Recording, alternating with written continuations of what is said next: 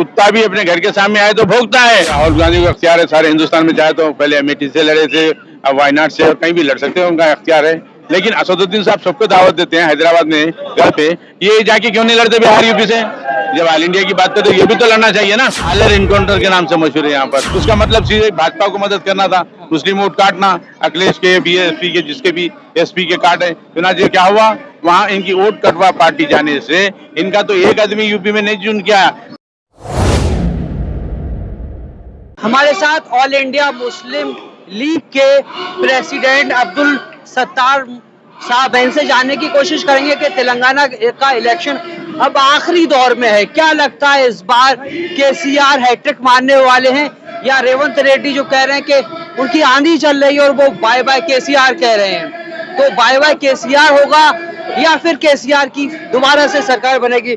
मुझे साहब क्या कहना चाहेंगे आप? देखिए, जहाँ तक केसीआर का ताल्लुक है, कांग्रेस का है, मैं केसीआर से 14 साल तक बहुत करीब रहा। अच्छा। लेकिन 40 साल से मुस्लिम लीग पार्टी में रहते हुए मैंने तेलंगाना के नाम पर, तेलंगाना के सेंटीमेंट के साथ वाबस्ता हुआ और बहुत करीब रहा इख्तियार आने तक, चीफ मिनिस्टर बनने तक। लेकिन चीफ मिनिस्टर बनने के बाद जो उनके तेवर बदल गए, जितने वादे किए थे उन्होंने चीफ मिनिस्टर बनने से पहले, पूरे झूठे साबित हुए। आज 10 साल हो गया उनकी हुकूमत आने के बाद। उन्होंने सबसे पहले कहा था कि मैं चीफ मिनिस्टर बन जाऊंगा तो 4 महीने के अंदर मुसलमानों को 12% रिजर्वेशन दूंगा, लेकिन आज तक वो अमली जामा नहीं पहनाया गया। और उसके बरखिलाफ उनको जो इख्तियार था, जैसे 12 एमएलए को भी टिकट दे सकते थे, 12% में तो 119 में एक 15 एमएलए, लेकिन सिर्फ एक एमएलए को जीतने का टिकट दे दें वो भोजन से। लेकिन उसके अलावा उन्होंने कहा था लेंको हिल्स, यहाँ पर गच्चीबली में बहुत कास्टली इलाका है, जहाँ दरगाह हुसैन शाह वली की 1500 से ज्यादा एकड़ जमीन है, तो करोड़ों रुपए की जमीन है, वो कांग्रेस के दौर में कब्जे में आई है। हम मिलने के बाद उसको दरगाह के हवाले करेंगे, वक्फ बोर्ड के हवाले करेंगे, और जो वहाँ पर लेंको हिल्स में बड़े बड़े कॉम्प्लेक्स बने, पब्लिकों को, गरीबों को घुसा देंगे। मुजाहिद साहब, आपकी बात कैसे सुने जनता, क्योंकि हैदराबाद में मुसलमानों के सबसे बड़े रहबर कहलाते हैं असदुद्दीन ओवैसी, और पूरे देश में जो है चुनाव लड़ते हैं, और उनको भारत का जो है सबसे बड़ा मुस्लिम नेता कहा जाता है। तो वो जब बीआरएस की तायद कर रहे हैं और कह रहे हैं कि मामू को वोट दो, सेकुलर पार्टी है, और उन्होंने कहा है कि भाजपा और कांग्रेस ने मुसलमानों के साथ जुल्म किया है, ऐसे में केसीआर बेहतर है मुसलमानों के लिए, तो फिर आप क्यों कह रहे हैं कि केसीआर को वोट ना दे या केसीआर ने अच्छा काम नहीं किया? देखिए, असदुद्दीन साहब अपने मफादात के लिए तायद कर रहे हैं। कल तक जब तेलंगाना की बात हुई तो सब खिलाफ थे वो, 2014 तक तेलंगाना के अगेंस्ट थे, डेड अगेंस्ट थे, लेकिन जैसे सीएम बनने के बाद गले मिल लिए। अब देखिए, केसीआर का रिश्ता बीजेपी से अंदरूनी, और केसीआर से असदुद्दीन का रिश्ता भी है, तो ये पूरे जाके जो कड़ी मिलती है सिलसिले की बीजेपी से मिलती है। अब केसीआर को जिताना दरअसल बीजेपी को जिताने के बराबर है कि पार्लियामेंट के जितने सेशंस हुए, जितने बिल हुए, केसीआर ने तिबल तल्लाक की बात कही, मोदी ने, केसीआर ने उसका साथ दिया। हर मामले में सदर जमहूरिया का इलेक्शन हो, नायब सदर जमहूरिया का हो, स्पीकर का हो, जितने भी इश्यूज पार्लियामेंट में हुए पूरे में केसीआर जो सो बीजेपी का साथ दिया। अभी भी जो अंडरस्टैंडिंग है उनकी कि भाई असेंबली इलेक्शन में बीजेपी हमारा साथ दे, अंदरूनी पार्लियामेंट के इलेक्शन में क्या मफाद है इसमें? अवैसी साहब का मफाद ये है कि अवैसी साहब हर रूलिंग पार्टी के साथ अंडरस्टैंड करते हैं। अब बताइए, जिस मुकाम पे उनका बेस है, 75 साल से 50 साल से उनके बाप दादा जहाँ पार्टी को बनाए हैं, वहाँ 9 एमएलए लड़ा रहे हैं। यूपी में उनका कोई बेस नहीं, 100 एमएलए लड़ाए, तो उसका मतलब सीधे भाजपा को मदद करना था, मुस्लिम वोट काटना। अखिलेश के, बीएसपी के, जिसके भी एसपी के काटे। चुनाव क्या हुआ वहाँ, इनकी वोट कटवा पार्टी जाने से इनका तो एक आदमी यूपी में नहीं चुन किया, लेकिन बीजेपी को फायदा हुआ। तो बीजेपी सारे हिंदुस्तान में इनको घुमा फिरा कर फायदा हासिल करना चाहती है। और यूपी, बिहार और गुजरात में तो वो कह रहे हैं हिस्सेदारी मांगने गए थे, यहाँ मुसलमानों को पहले हिस्सेदारी मिली हुई है, मुसलमान यहाँ का खुशहाल है। क्या मिली है आप बताइए? मेरा ताल्लुक मुस्लिम लीग से है, केरला में हमारे भी 20 एमएलए है, 2-4 एमपीज है, वहाँ हमने हिस्सेदारी लेते हैं। जब कम्युनिस्ट पार्टी थी, कांग्रेस पार्टी थी, तो हमारी मुस्लिम लीग का सीएम भी रहा, वहाँ डिप्टी सीएम भी रहा, मोहम्मद को, आपको याद होगा ना होगा, वो हिस्सेदारी थी। आपकी यहाँ हिस्सेदारी कहाँ है बताइए? आपका उम्मीदवार भी ठहरा हुआ है, ये वो हल्के से बीआरएस का भी है। हिस्सेदारी वो होती कि आपकी जगह वो नहीं था ना, अगर अलायंस रहा।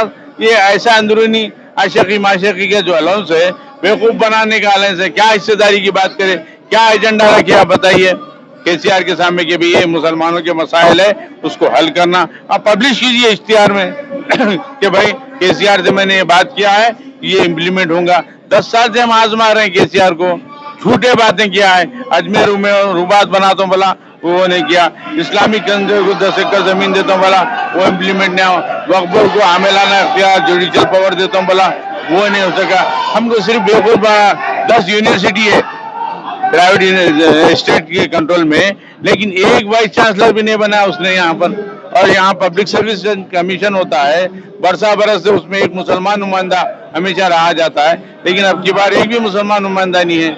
आप बोल रहे हैं कि पीवी नरसिम्हा राव यकीनन बाबरी मस्जिद की शहादत में मुलविस था, कांग्रेस ने उसको सजा दी, पार्टी से दूर किया। वो एक मस्जिद तोड़ा, केसीआर तो यहाँ 8 मस्जिद तोड़ा। यहाँ 8 मस्जिद तोड़ा 10 साल के इख्तियार में। सेक्रेटरीट में 2 मस्जिद तोड़ा उसने, वास्तु के नाम पे। वास्तु में बताया जा रहा था ऐसा नहीं ऐसा होना चाहिए। 2 मस्जिद तोड़ा, पब्लिक के इसरार पे 2 मस्जिद को तामीर किया। तो कैसा किया, जहाँ उसका मुसल्ला था इमाम की जगह, उस जगह को तब्दील करके दूसरे मकाम पे मस्जिद बना दिया। हमारा तो झगड़ा बाबरी मस्जिद से यही है ना कि मस्जिद जहाँ वहीं बनना, वरना यूपी में भी आज 5 एकड़ जमीन 25 किलोमीटर पे दी गई है, बाबरी मस्जिद बना लो बोलकर। लेकिन हमारा इख्तलाफ क्या है, उसी मुकाम पे हमारा अकीदा है जहाँ सजदा रेज़ होता है इंसान मस्जिद के नाम पे, ताकि क़यामत तक वो प्लेस चेंज नहीं होती। सेक्रेट की कितनी खूबसूरत मस्जिद बना दी है। अरे तो क्या बनाई है, मस्जिद मुकाम से हट गई हो, वैसा नहीं है ना। आपको वास्तव में समझ में तोड़ दो बना दो, क्योंकि हमारे इस्लामिक इसके एतबार से मस्जिद वहीं बनना, एक्सटेंशन हो सकता है, उसका डेवलपमेंट हो सकता है, लेकिन प्लेस जो इमाम का होता है वो चेंज नहीं होता। उन्होंने चेंज कर दिया है। और बाकी 6 मस्जिदें हैं। अंबरपेट सिटी में एक इलाका है, वहाँ एक खाना मस्जिद थी, तोड़ दी गई है, तोड़ दी गई। ब्रिज आने के बाद नीचे बनाने की बात कही जा रही है। होम मिनिस्टर साहब कल एक इंटरव्यू में मैंने देखा, वो वैसे ही तो कह रहे हैं, और उनकी स्पीचों में होता है, उनके कार्यकर्ता कहते हैं कि भाई यहाँ तो बहुत अच्छा काम हो रहा है, और अगर ऐसा होता तो वैसी तो जो है खुलकर बात करते हैं मुसलमानों के मुद्दे पर, यूपी बिहार के मुद्दों पर, तो वो तो बोलते इस पर। जी साहब, यूपी बिहार में उनकी पार्टी को बढ़ाना है तो वहाँ बड़ी बात करते हैं। यहाँ मासूम 5 बच्चों को जेल से कोर्ट को लाते हुए इनकाउंटर कर दी तेलंगाना की पुलिस। आज तक क्या असदुद्दीन अवैसी साहब या मंलिस पार्टी आवाज उठाई? हैदराबाद से 50 किलोमीटर दूर पर के कोर्ट को लाते हुए पुलिस की कस्टडी में हथकड़ियां लगे हुए 5 मुस्लिम नौजवान गोली मार दी। आलर इनकाउंटर के नाम से मशहूर है यहाँ पर, तो कभी उन्होंने आवाज नहीं उठाई। अब वह बिहार में, यूपी में अगर एक का कत्ल होता है तो बड़ी बात करते हैं वो, क्यों यहाँ पर क्यों नहीं? इसलिए नहीं करते कि इनके जो काले करतूत कारनामे की वजह से ना इन पे ईडी का धावा पड़ता, ना इनकम टैक्स का पड़ता। ईडी का छापा क्यों पड़ना चाहिए ओवैसी पर? इनकी जो 20-25 साल से कॉलेजेस के नाम पे जो लूट खसोट की जा रही है माइनॉरिटी के नाम पे, एक दाखिले को 2-3 करोड़ रुपए लेते हैं MBBS के। ये गैर कानूनी है, लेकिन इसके बावजूद इनसे असासे क्यों नहीं देखे जाते? आप जो है केरल में आपका गठबंधन है कांग्रेस से, और वायनाड से आप लोगों ने जो है राहुल गांधी को जिताया, मगर अब जो है राहुल गांधी हैदराबाद से चुनाव लड़ने की दावत दे रहे हैं। ओवैसी लड़ेंगे क्या राहुल गांधी? अब ये राहुल गांधी को अख्तियार है सारे हिंदुस्तान में, चाहे तो पहले अमेठी से लड़े थे, अब वायनाड से, और कहीं भी लड़ सकते हैं, उनका अख्तियार है। लेकिन असदुद्दीन साहब सबको दावत देते हैं हैदराबाद में घर पे, ये जाके क्यों नहीं लड़ते बिहार यूपी से? जब ऑल इंडिया की बात करते ये भी तो लड़ना चाहिए ना। यहाँ से बात करते हैं मोदी लड़िए, उन्होंने लड़िए, इन्होंने लड़िए। अरे भाई, वो जो आदमी की पार्टी जो डिसाइड करेंगी वहां से लड़ेगा। अब अगर वो हैदराबाद से जाए तो लड़ सकते, सिकंदराबाद से लड़ सकते राहुल गांधी। लेकिन ये बताइए कि आप क्यों नहीं लड़ते हैदराबाद से? के बाजू सिकंदराबाद जहाँ हम बैठे हैं, ये पार्लिमानी हल्का हैदराबाद नहीं है, सिकंदराबाद आता है, बाजू में बगल में हैदराबाद है। आप सिकंदराबाद से क्यों नहीं लड़ते? आप क्यों? कि वहां पर मुसलमानों पे जो आपका दबदबा है, वो जो मुसलमानों को गिरीब में रखे हैं, गुंडागर्दी की वजह से आपके अगेंस्ट में कोई शख्स जा नहीं सकता। इसीलिए आप अपने हल्के में बड़ी बड़ी बात करते हैं। अरे भाई कुत्ता भी अपने घर के सामने आए तो भौंकता है अपने क्या घर। लगता है तेलंगाना में क्या होने वाला है?